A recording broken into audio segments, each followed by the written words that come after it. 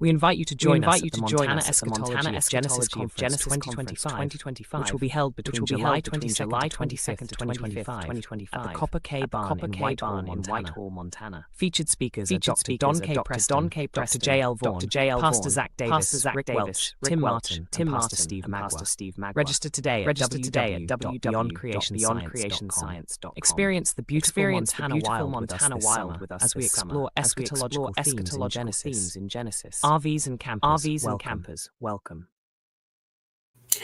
Well, dear friends, welcome once again to a session of Ask the Pastor Bible Study Live. And the topic on this one is going to be short enough, says Saint Malachy's prophecy was a false prophecy.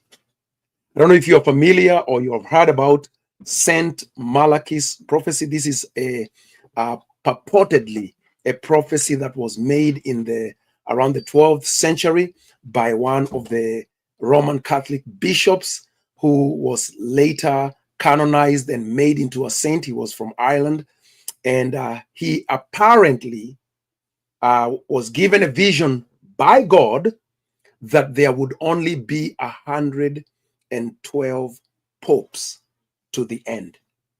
And so way back when Pope Benedict, the one that was before the one that just died, way back when he was elected Pope, he was said to be the second last one. So Pope Francis was supposed to be the last one, okay? The 112th Pope since the time of St. Malachy's prophecy was fulfilled in Pope Francis.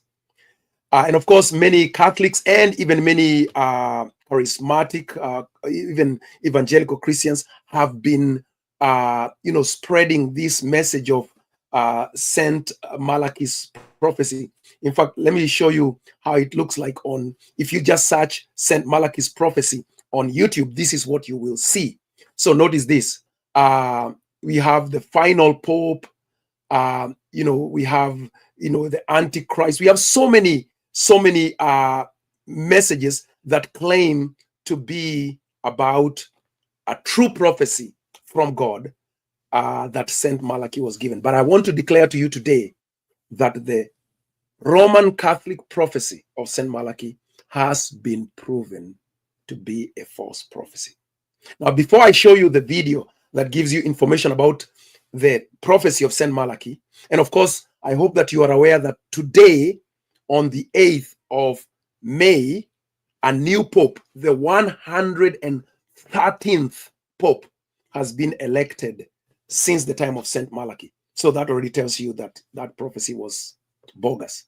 Now, let me show you what the Bible says about how to know whether a prophecy is genuine or whether a prophecy is false. So that when I say it is false, my basis for saying it's false should be based purely on the scriptures alone.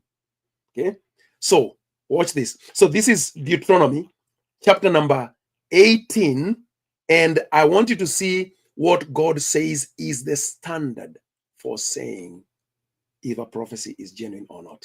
So here it is. So in Deuteronomy 18, Moses was told by God, the Lord your God will raise up for you a prophet like me from among you, from your brothers. It is to him you shall listen. Just as you desired of the Lord your God at Horeb on the day of the assembly, when you said, let me not hear again the voice of the Lord my God, or see this great fire anymore, lest I die. And the Lord said to me, they are right in what they have spoken.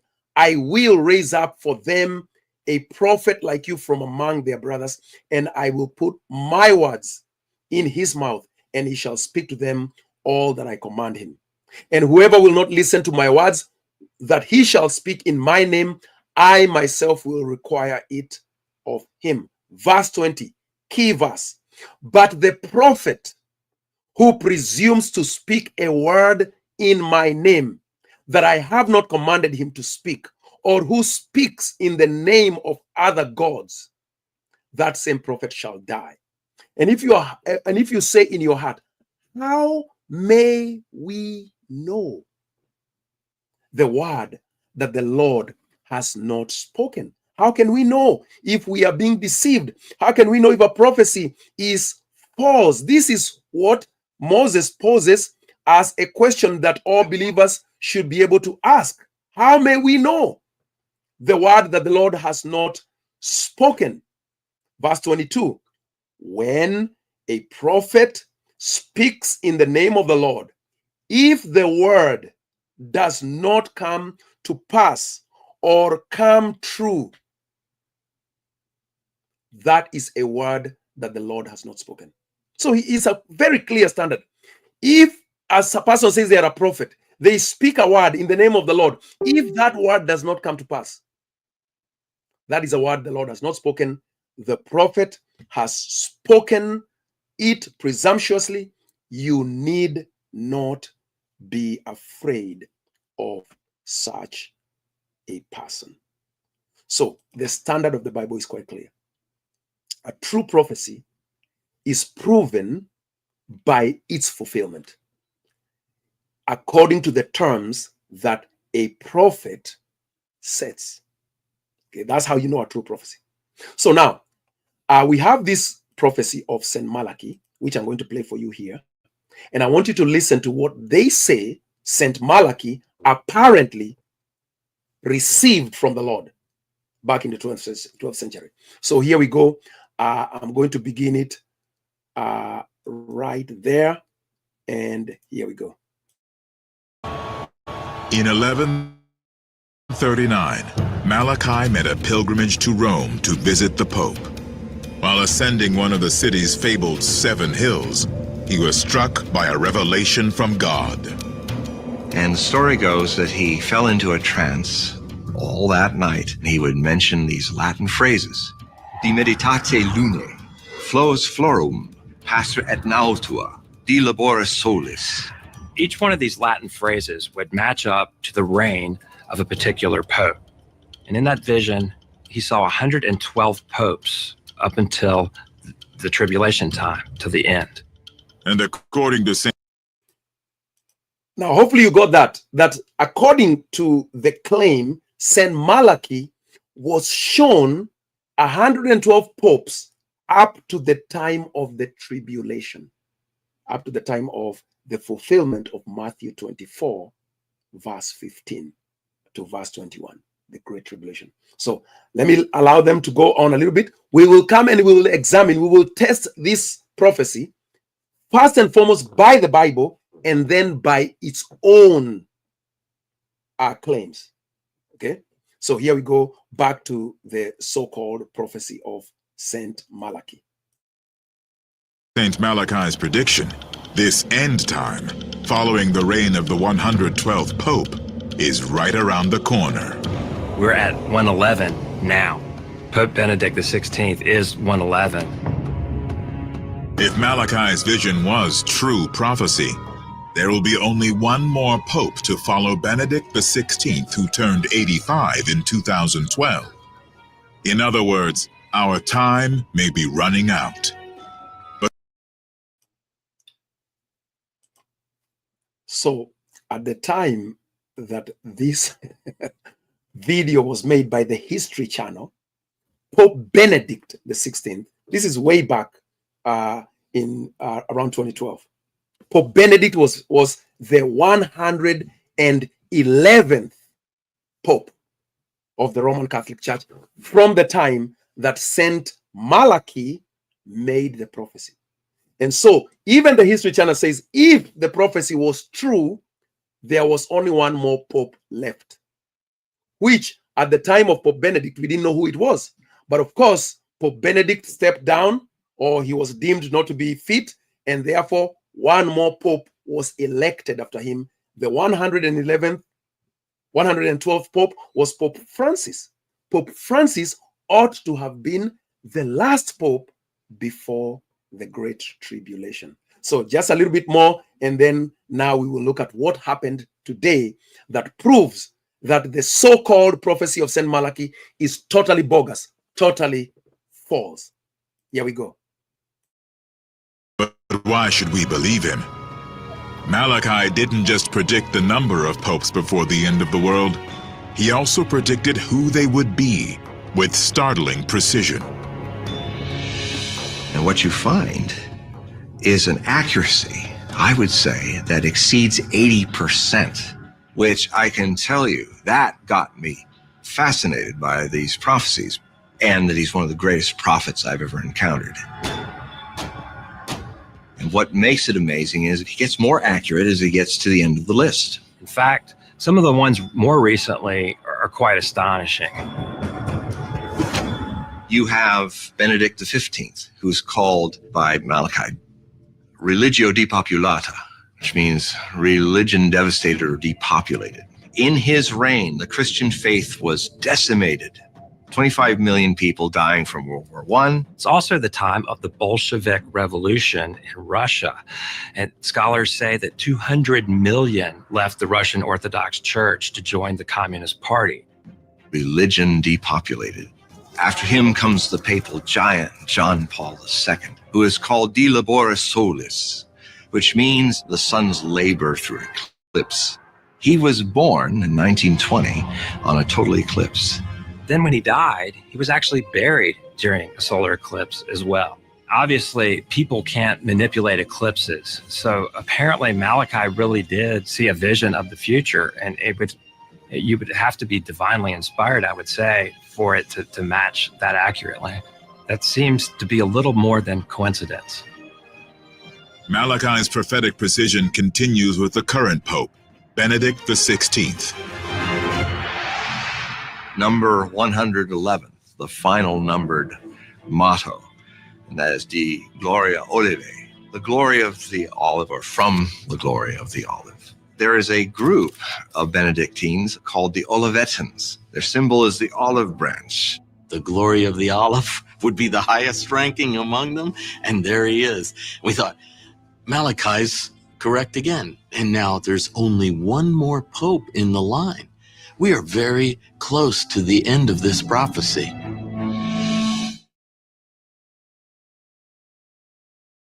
Which means that if it is true, because you see all these people, they're just making up stuff. And by the way, even a broken clock is accurate 2 times a day. Did you know this? So these are just generic prophecies that are being made, and they are being forced down this pathway to be shown as if they are true. Now, when they made that video, Benedict was the Pope, which meant that the next Pope after Benedict was going to be the very last one, before Rome was destroyed, before the book of Revelation was fulfilled. But lo and behold, what happened today, on this day that we are talking about? Look at this. Look at these images that I'm about to put up here. Things are most known for, to see what might be inspiring to this new Pope. And of course, how that might shape his own ministry going forward, because that really is a big indicator. As we see the crowd celebrating, let's go back to Ben. You are somewhere near us, Ben, amidst this crowd. I don't know, obviously, if we can see you, but I know you are surrounded by jubilation. Which is a worldwide religious order. He is known as an experienced and wise leader who can bring together people from different points of view. I can see there Cardinal Supich from Chicago, who looks quite happy with the news. This is really an extraordinary moment. People from different points of view. I can see there Cardinal Supich from Chicago, who looks quite happy with the news. Suffice it to say, we have a new Pope. Now, personally, I don't follow the Pope, but millions of people around the world follow the Pope, and they have every right to do whatever they want to do. But our job as Christians, according to 1 Thessalonians chapter 5, is to test every prophecy, to not despise the prophecy. You will notice that I have never addressed the prophecy of St. Malachi, although I've been aware of it for more than 10 years. You know why? Because during the time of Pope Benedict, I was already a pastor. I heard after Pope Benedict, there is going to be one last Pope, and then the end will come. By that time, by the way, I used to be a futurist. So I said, I'll wait. And we have waited, and the 112th Pope was elected, served, and died during the last 10 years. In fact, during the last 5 years. The 100. So the one that was supposed to be the final one. But today, on May the 8th, 2025, we have the 113th Pope. That renders the prophecy of St. Malachi bogus. Useless. It was not from God. Just on its own claim, it was not from God. But there is an even greater proof that St. Malachy's prophecy was totally bogus from Jump Street. Let me show you why. Now, St. Malachy claimed, according to him, that during the reign of the 112th Pope, Revelation 17 and 18 would be fulfilled. Now, what does Revelation 17 and 18 say? What is it that was supposed to happen in the reign of the 112th Pope? Go with me, if you will, to the book of Revelation, chapter number 17, and let's see whether the Bible agrees with Pope Malachy, or with St. Malachy, rather, not Pope Malachy. Okay, so now here in Revelation, chapter number 17, this is what we find. The great prostitute and the beast. Then one of the seven angels who had the seven bowls came and said to me, come, I will show you the judgment of the great prostitute, who is seated on many waters, with whom the kings of the earth have committed sexual immorality, and with the wine of whose sexual immorality the dwellers on earth have become drunk. And he carried me away in the spirit into a wilderness, and I saw a woman sitting on a scarlet beast that was full of blasphemous names, and it had 7 heads and 10 horns. The woman was arrayed in purple and scarlet and adorned with gold and jewels and pearls, holding in her hand a golden cup full of abominations and the impurities of her sexual immorality. And on her head was written a name of mystery, Babylon the Great, mother of prostitutes and of the earth's abominations. And I saw the woman drunk with the blood of the saints, the blood of the martyrs of Jesus. When I saw her, I marveled greatly. But the angel said to me, why do you marvel? I will tell you the mystery of the woman and of the beast, and of the beast with the 7 heads and 10 horns that carries her. Now watch verse 8. The beast that you saw was and is not and is about to rise from the bottomless pit and go to destruction. And the dwellers on earth, whose names have not been written in the book of life from the foundation of the world, will marvel to see the beast, because it was and is not and is to come. This calls for a mind of wisdom. The 7 heads are 7 mountains on which the woman is seated. They are also 7 kings, 5 of whom have fallen. 1 is, and the other one has not yet come. And when he does come, he must remain only a little while. Now, according to the prophecy of St. Malachy, during the reign of the 112th Pope, the one after Pope Benedict, the city of 7 hills was to be destroyed during the reign of the 112th Pope. The city of 7 hills is presented to us here in Revelation 17.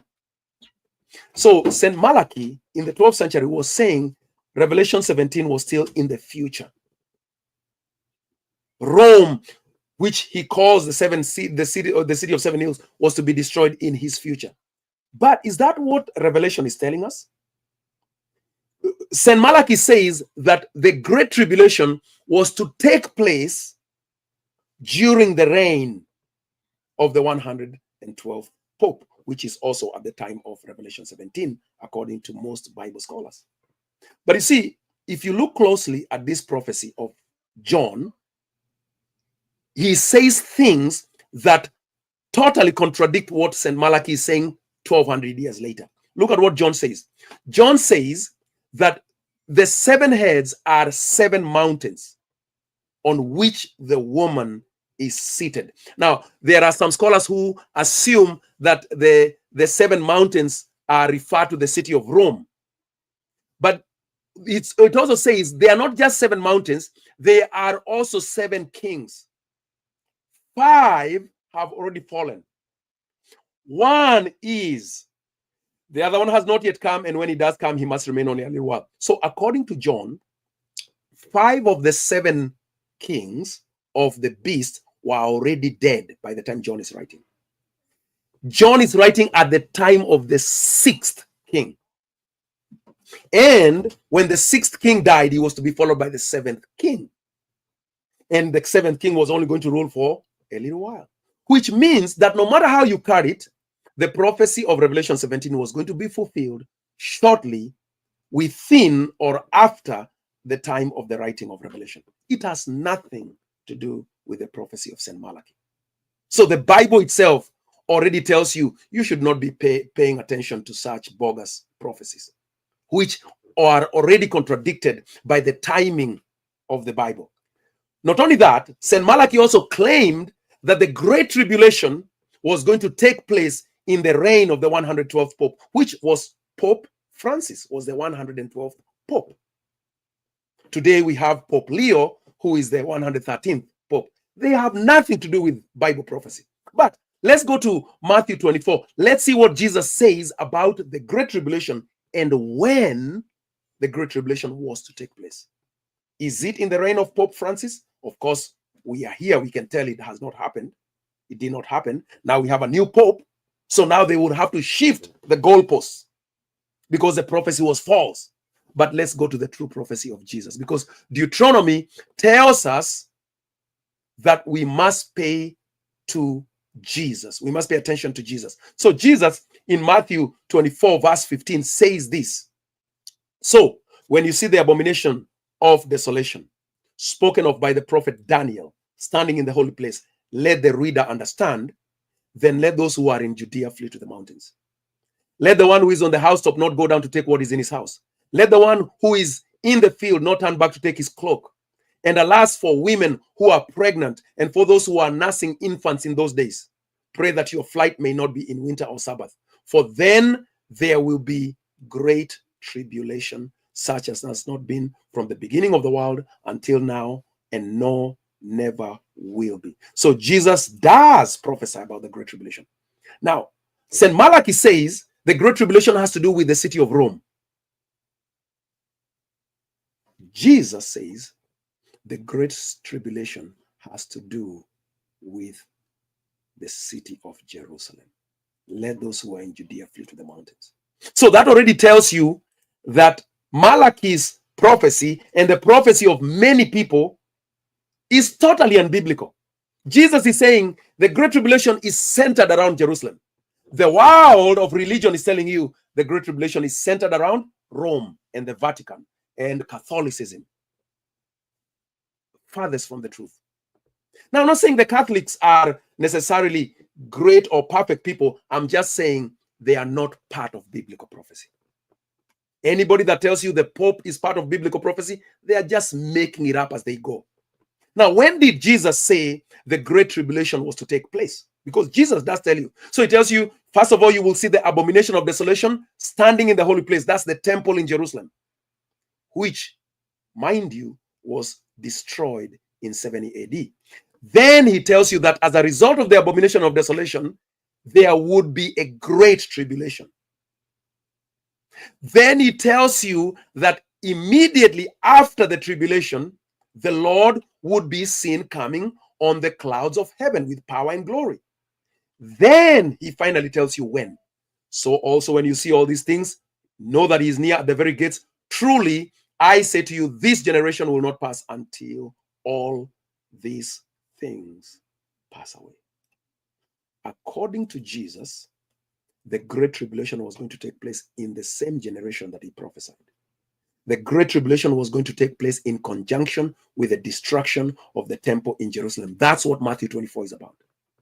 So therefore, when somebody comes in the 12th century and tells you that hundreds of years from now, during the reign of the 112th Pope, there is going to be the Great Tribulation of the Bible, you can already say wrong, false, Bogus, because Jesus said the Great Tribulation was going to take place in the first century. And it did. And it did. So is there going to be a Great Tribulation in the reign of the newly elected Pope?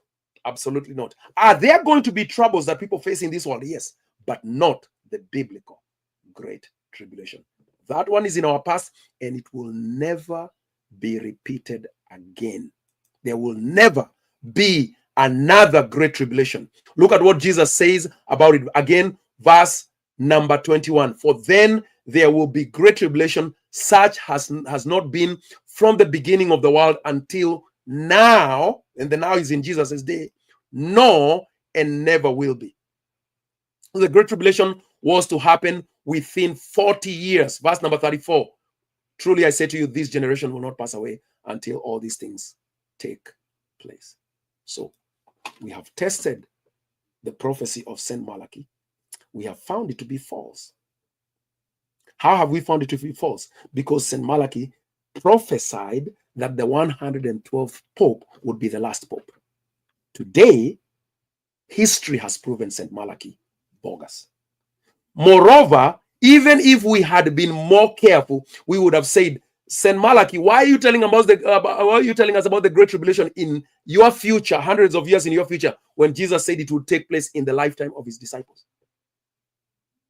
But you see, unfortunately, for many of us, we have been trained by religious people to accept utterances by people who come and say, the Lord told me, the Lord showed me, I saw a vision, angels visited me. And we are not usually careful enough to say, let me compare that with scripture. If what the Lord told you is true, it will be point for point aligning with the scriptures. Jesus and his disciples said the second coming, the Great Tribulation, the men of lawlessness, the destruction of the city of seven hills were all going to take place in the first century, because the city of seven hills was Jerusalem. Now, do you remember when I took you to Revelation 17? Let me show you something there. Yes, as a side note, to show you that whatever is being spoken about in Revelation was to take place in the first century in Jerusalem, not in Rome, not hundreds of years later. Look at this. So in Revelation chapter number 17, we are told that John is shown a woman. The woman is dressed in purple and scarlet. There is a reason why she's dressed in those colors. And she is adorned with gold and jewels and pearls, and holding in her hand a golden cup full of abominations and the impurities of her sexual immorality. Now watch verse number 5 and 6. And on her forehead was written a name of mystery, Babylon the Great, the mother of prostitutes and of the earth's abominations. And I saw the woman drunk with the blood of the saints and the blood of the martyrs of Jesus. So the woman in Revelation 17, whoever she is responsible for shedding the blood of the saints and shedding the blood of the disciples of Jesus. Not only that, when you go to chapter number 18 of the same book, Revelation 18, in the very last verse, you are told this, verse number 24. And in her, in Mystery Babylon, was found the blood of the prophets and of the saints and of all who have been slain on the earth. So that is quite clear. She is responsible for killing the Old Testament prophets and the New Testament apostles. She is responsible for killing the Old Testament prophets and the New Testament apostles. Let me display it again. In her was found the blood of the prophets and of the saints and of all who have been slain on the earth. In fact, a little bit earlier, you are going to be told this in Revelation 18. Rejoice over her, O heaven, and you saints and apostles and prophets, for God has given judgment for you against her. Now, let's compare that with Jesus in Matthew 23. What does Jesus say about that? Look at what Jesus says about that in verse number 29. Matthew 23. Woe to you, scribes and Pharisees, for you build the tombs of the prophets, you decorate the monuments of the righteous, saying, if we had lived in the days of our fathers, that's in the Old Covenant, we would not have taken part with them in shedding the blood of the prophets. So, one question: who killed the Old Testament prophets according to Jesus? It is the fathers of the Pharisees and the Sadducees, the scribes of the first century. Jesus says, they say, if we had lived in the days of our fathers, we would not have joined them in shedding the blood of the prophets. Remember, Revelation just told you, rejoice over her, you saints and apostles and prophets, for God has given judgment against her for you. And in verse 24, in her was found the blood of prophets and saints. Now let's see what Jesus is going to say about it.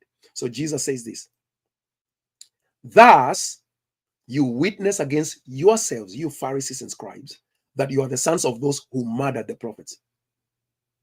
Those who murdered the prophets were not Roman Catholics. I'm not here trying to defend Roman Catholics. I'm just here trying to say that these bogus modern prophecies have nothing to do with the Bible. They are made up for entertainment. They are not to be paid attention to. So Jesus says, you witness against yourselves, you Pharisees, that you are the descendants of those who murdered the prophets, those who shed the blood of the prophets. Fill up then the measure of your fathers. Do like your fathers. You serpents, you brood of vipers, how are you going to escape being sentenced well? Therefore, I, Jesus, will send you, the Pharisees, prophets and wise men and scribes. Now look at what you're going to do to them. Some of them you will kill and crucify. Who is going to do this? The Pharisees and the scribes. Some of them you will kill and crucify. Peter was crucified. Paul was beheaded. James was beheaded. Stephen was stoned to death by the same group of people. And some you will flog in your synagogues, like at the synagogue of Philippi, where Paul and Silas were beaten until blood was flowing from their backs. And you will persecute them from town to town, so that on you, the Pharisees, it never changes who the subject is. On you, the Pharisees, may come all, not most, not some, not much, all of the righteous blood shed on earth. Remember Revelation 17. What are we told about the woman? The woman is drunk with the blood of the saints and the blood of the martyrs. Jesus is saying here in Matthew 23 that the Pharisees are going to be responsible for all the blood shed on the earth, from the blood of righteous Abel to the blood of Zechariah the son of Berechiah, whom you Pharisees murdered between the sanctuary and the altar. Truly, I say all these things will come upon this generation. He doesn't stop there. He says, oh, Jerusalem, Jerusalem, the city that kills the prophets and stones those who are sent to her to it. How often I would have gathered your children together as a hen gathers her brood under her wings, and you were not willing. So Revelation 17, the woman who is seated on the beast, let me show you, she's seated on a beast which has 7 heads. She's seated on Jerusalem. The woman is seated on Jerusalem because the city of 7 mountains, the city that kills the prophets and the saints, is Jerusalem, not Rome, not the Vatican, not New York, not Nairobi.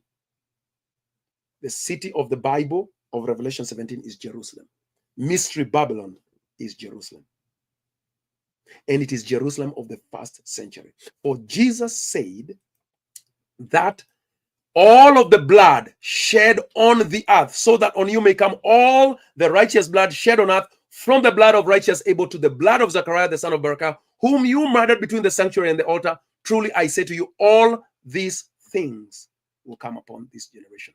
And Jerusalem, Jerusalem, the city that kills the prophets and stones those who are sent to it. That means that Jerusalem is the city that is found with blood. Verse number 24. In her was found the blood of prophets and saints and all of those who have been slain on the earth. So that tells you Malachi had simply eaten some good food. He was having a vision of his own imagination, which is contradicted by the word of God. The word of God says that the woman is Jerusalem, the city is Jerusalem, the blood is shed by the Israelites and the Pharisees, and the judgment for it all, the great tribulation, was to take place within the generation of the Pharisees in the first century. And it took place. Now, my sister Helen says, what are the 10 horns and the 10 kings in Revelation 17:12? Well, number one, just by looking at it, already we know that the woman is Jerusalem. The prostitute is Jerusalem. We can get that out of so many places. Hosea chapter number 1 and chapter number 2, the whore is Israel. Ezekiel 16, the whore is Jerusalem. The prostitute is Jerusalem. So we know that the woman is Jerusalem. So now we are told, and it is not just merely Jerusalem, Helen, and I know you know this because we've talked about this before here. It is the temple. It is the priesthood. That's who the whore is the priesthood in Jerusalem. That's why she's dressed in purple. But we are told she is seated on the beast, which has 7 heads and 10 horns. So the 7 heads and the 10 horns are part of the beast that is colluding and collaborating with the corrupt Levitical priesthood of the first century that crucified Jesus. So you can already know, whoever they are, the 7 kings and the 10 horns all exist in the first century. All are going to be destroyed within a generation. So that's the baseline that we must begin with. So now let's go to your text. You say, I want to know which are these 10 horns. And by the way, the 10 horns are really introduced in the 2nd verse, right? So he's told, let me show you the prostitute who is seated on many waters, with whom the kings of the earth have committed sexual immorality. That's idolatry. And then he's shown the woman in verse 3. The woman was sitting on a scarlet beast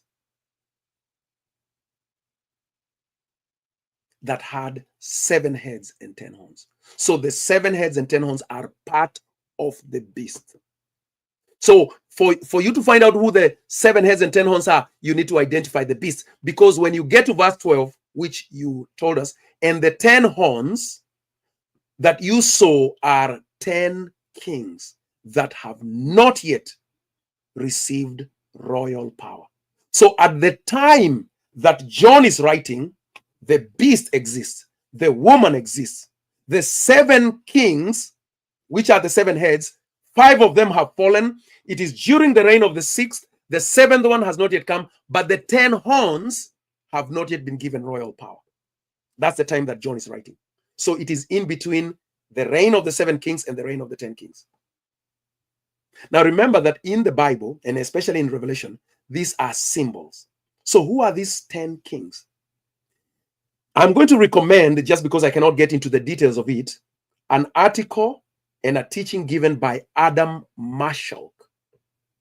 Adam Marshall. Maybe I should be able to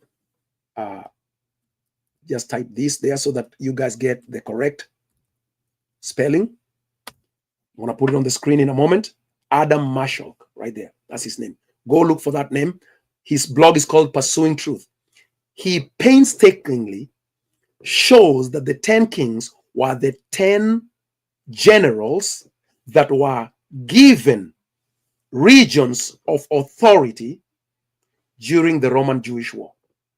And they were given the positions of authority after the war had begun in 66 AD.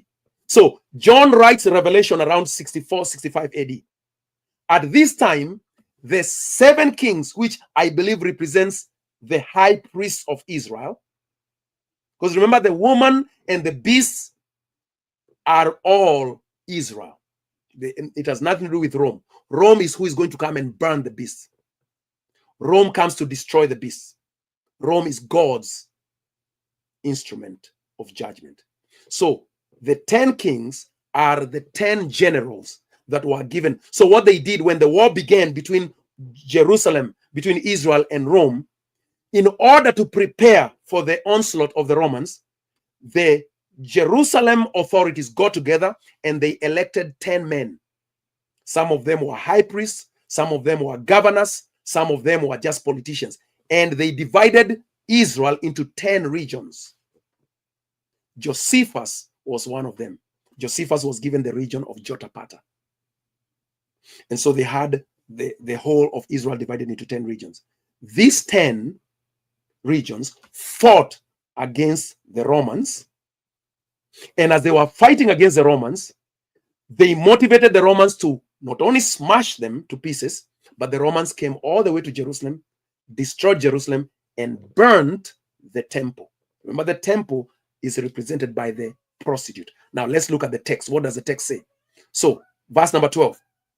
And the 10 horns that you saw are 10 kings, 10 leaders, who have not yet received royal power, but they are to receive authority as kings for 1 hour, together with the beasts. These are of one mind, and they hand over their power and authority to the beast. The beast is the united rebellion of the Jews.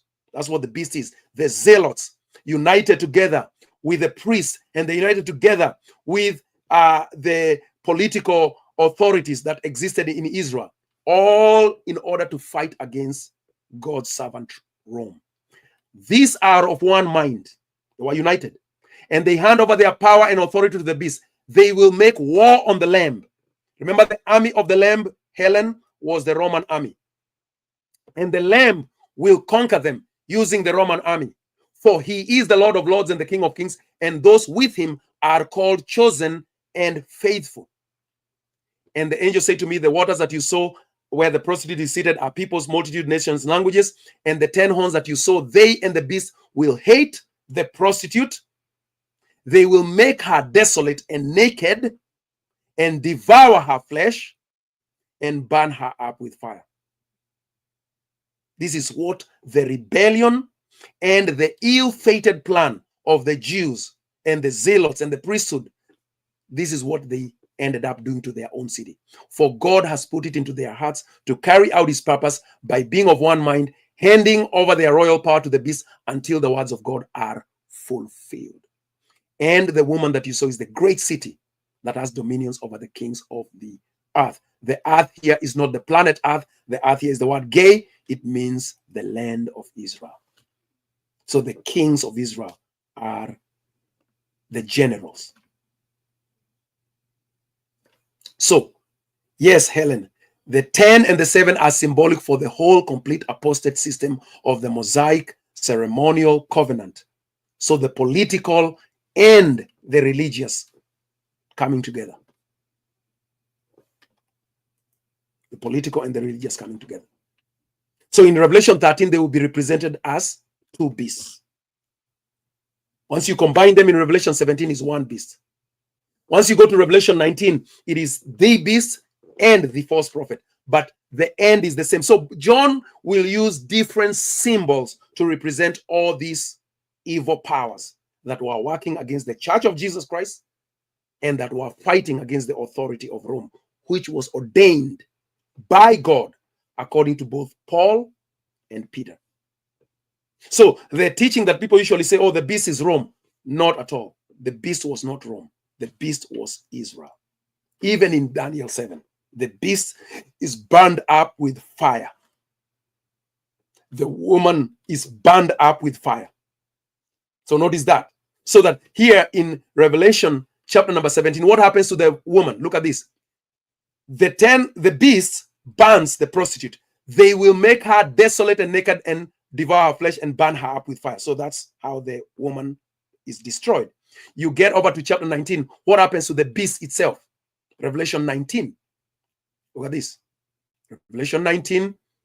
Let's start over here at verse number 17. Then I saw an angel standing in the sun, and with a loud voice he called to all the birds that fly directly overhead, come gather for the great supper of God, to eat the flesh of kings, the flesh of captains, the flesh of mighty men, the flesh of horses and their riders, and the flesh of all men, both free and slave, both great and small. And I saw the beasts and the kings of the earth with their armies gathered to make war against the one who was sitting on the horse and against his army, against the Roman army. So the Roman army was God's army. Hopefully I don't need to explain that, but if I do, please somebody say, I don't understand that. And the beast was captured. The beast with 7 heads and 10 horns was captured. And with it, the false prophet, who in its presence had done signs by which he deceived those who had received the mark of the beast and those who had worshipped its image. These two were cast or were thrown alive into the lake of fire that burns with sulfur. So the beast and the woman both suffer the same fate. They are burned with fire. We know for a fact that the Roman army was not burnt with fire.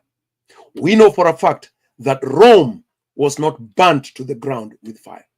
Rome triumphed over Jerusalem. So when you compare this with Daniel chapter 7, what do you find? Again, you have 4 beasts in Daniel, and the 4th beast, let's talk about the 4th beast. Where is the 4th beast? It's in verse number 7. After this, I saw in the night visions, and behold, a 4th beast, terrifying, dreadful, and exceedingly strong. It had great iron teeth. It devoured and it broke in pieces and stamped what was left with its feet. It was different from all the beasts that were before it, and it had 10 horns.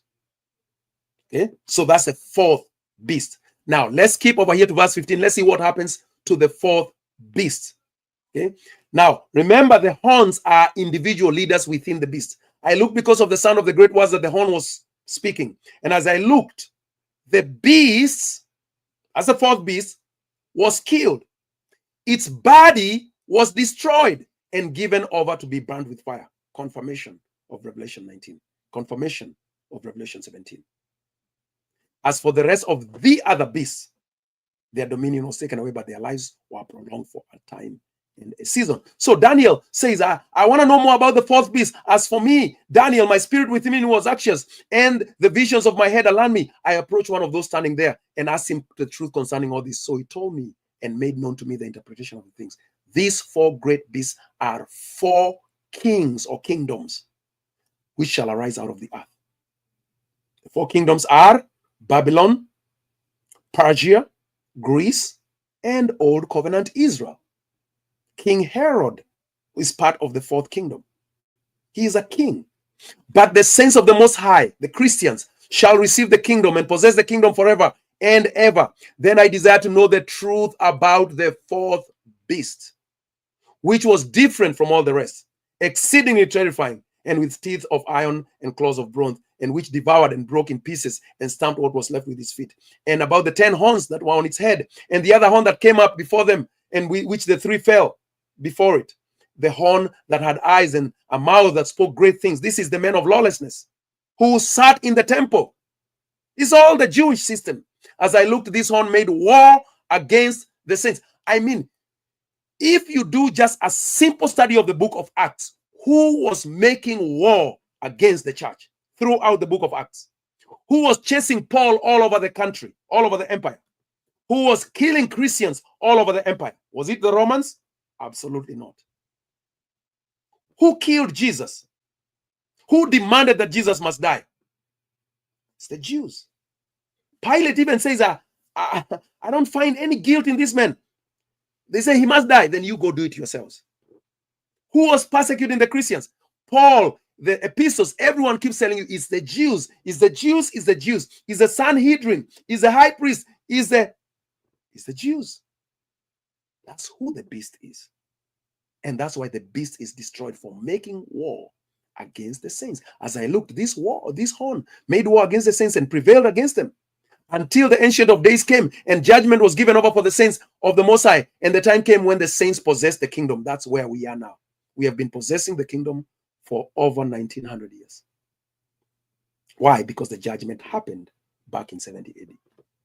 The beast is gone. The Antichrist is gone. We are in the new heavens and the new earth. Oh, but I don't see it. That's because you need to be born again. You need to be born of spirit, because anyone who is not born from above cannot see the kingdom. Why are you looking for the kingdom in the physical? Jesus already said the kingdom is not coming in ways that can be observed. You'll not be able to say there it is or here it is, for the kingdom is in your midst. It's a spiritual kingdom. So anyway, the whole point of this is Saint Malachi was just dreaming his own dreams, visions of his own mind. History has proven this to be true, because he said there were only going to be 112 popes. So when Pope Francis was elected, people were so excited. This is the last pope. This is the last pope before the second coming. No, it is not. This next one will live and die, and another one will come and live and die. 1,000 of them will come, and then people will begin to say, oh, where did we go wrong? Well, you went wrong at the very beginning. You did not listen to Jesus. You did not listen to his apostles. That's where you went wrong.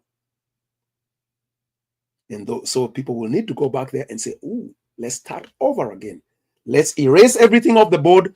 Let's start over again. And they will find that full preterism, fulfilled eschatology, has discovered the correct answer. Because fulfilled eschatology is using the system of Martin Luther, sola scriptura, going back to the basics, ignoring all extra biblical utterances and writings and creeds, and saying only the scriptures. When you do only the scriptures, you cannot have a second coming beyond the lifetime of Jesus's disciples. You cannot have a new heaven and a new earth beyond 70 AD. It has to begin there, according to the scriptures, according to Revelation. So, is there anyone who has a question? I'm done. Anyone has a question? Oh, that was a very good question, Helen. Anybody, if you have a question, this would be the moment. But even if you don't ask it, don't remain forever silent. Okay? So, any questions before we finish? Any questions? I am willing to answer at least one question. I don't want to go over an hour. I'm at 51 minutes. So if I do get a question concerning this, I will answer it. If I don't get a question within the next 1 minute, we can finish this and move on to other things. Flora, it's good to see you. Welcome. And all of you who are watching from the different platforms. If you have not already done so, please hit that share button, because this is a hot button subject right now. Everybody is focused on, there's a new pope. So the reason why I choose these topics is in order to bring people to a sensitivity of what do the scriptures actually say about these topics. You will notice I will use what is going on in the news, but I will use it to draw people so that I can point them to Jesus, so I can point them to the scriptures. Now, Flora asks, do you think the world, the planet you mean, will one day be destroyed? I don't know that it will be destroyed, because you see, when you say destroyed, that means that some human activity like a nuclear war or something like that will destroy it. It's possible. It is possible that the earth will be destroyed by humans in the future. It is also certain that if humans do not destroy the earth in our future, that nature will destroy the earth. So we are certain that this earth will not exist forever. That one we know. Simple science tells us the earth will not exist forever. Why? Because our earth, if you are a globalist, global believer like me, I believe that the earth is a globe. Okay? Our earth exists within the solar system, within the Milky Way. Okay? Now, evidence shows that systems like ours collapse when the star that holds it together runs out of fuel. And there is clear scientific evidence that other stars which had a system like ours did come to their end. And so, in about 1 million years or more, it is quite certain that our sun will run out of fuel. And once our sun runs out of fuel, by the time it runs out of fuel, the earth itself will be uninhabitable. And when our sun becomes a red giant, the planets within the solar system will fall into it, because the gravity of the sun will probably be much greater than it is right now. So It is my personal belief, not a biblical belief, that the earth as it exists will one day become uninhabitable. Now, since the Bible tells us that the kingdom of God will exist forever in the physical realm, in the land, in the earth, I believe that in the near future, humanity will discover ways of getting out of our solar system and colonizing other systems. That's why, even now, what have scientists been doing for the last 100 years? Looking for planets which are habitable. That's why Elon Musk is trying to get to Mars. We are training on leaving Earth. So I believe humanity will leave the solar system. I believe humanity will find, by the direction of God, other places that he created a long time ago that will be ready for our inhabitation. So I believe, I could be wrong, I believe that physical life will always be somewhere in this universe. And even if billions upon billions of years from now, if it were true that the whole universe was to collapse on itself again, I believe that the same God who created this one would create another one. But none of those issues are addressed in the Bible. Those are issues that have become, have come into consciousness within the last 100 years. Because before the last 100 years, scientists, humans did not even understand how the universe looks like or what it's made of, or how long it has been around and all that. So hopefully that answers that. But I do not base that on the Bible, because the Bible does not discuss that. The Bible simply discusses the existence of God's special people in the physical realm, as opposed to the divine realm. Amen? Does that help, Flora? It's an opinion. So that's one of those things that if somebody say, well, I don't believe that, I would say, I'm not ready to down that hill. That's what I believe is true, factual anyway, at least from my own minute scientific mind. But that is neither here nor there. No matter what, I can guarantee you this. This planet Earth is not going to end anytime soon. The Bible never addresses the end of planet Earth anywhere. Amen. So that will be the end of this study. Thank you very much. If you have not done so, please share. If you have not done so, please go to my YouTube channel, subscribe, hit that notification bell, share as much as you can with others. Let others hear these truths that will bless them abundantly. And if the Lord puts it on your heart and you are able to, I do ask that you consider to give a gift, a one-time gift or a consistent gift. All the information on how to do that is at the bottom of the screen. It helps me to stay in the full-time mode of ministry.